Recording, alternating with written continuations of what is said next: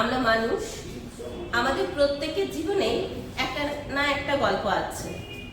তো সেই গল্পটা হয়তো সবার সামনে তুলে ধরতে পারি না। আমিও হয়তো পারি না অনেক কিছু অন্যদের সামনে বলতে, যেটা আমার জীবনে ঘটে গেছে। তেমনি আমার যে শ্রেণীতে যে শিক্ষার্থী রয়েছে, যে শিশু রয়েছে, সেই শিশুও কিন্তু অনেক সময় তুলে ধরতে পারে না তার যে পরিচিত যে গল্প, সেই গল্পটা।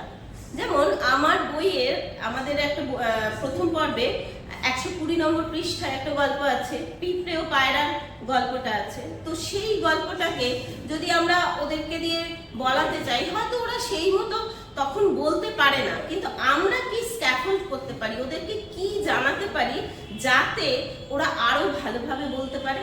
একটু ভেবে দেখি। আপনারাও ভাবেন নিশ্চয়ই অনেকেই, কিন্তু আমরাও ভাবছি। আমি কিভাবে ভাবছি সেটা আপনাদের সঙ্গে একটু শেয়ার করছি।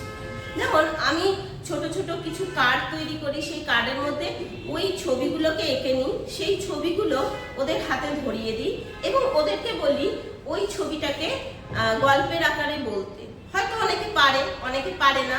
তার বন্ধু যখন পারে তখন সেটা দেখে আরেকজন বন্ধু কিন্তু উৎসাহিত হয়ে এগিয়ে আসে এবং বলতে চেষ্টা করে। এইভাবে তাদেরকে আমরা বলানোর জায়গায়, যেটা আমাদের মূল লক্ষ্য, ওদেরকে দিয়ে কোনো কিছু বলানো, সেই লক্ষ্যটায় পৌঁছানোর চেষ্টা করি। আমি এইভাবে চেষ্টা করি। আপনি কিভাবে চেষ্টা করেন? আসুন জানান, অপেক্ষায় রইলাম।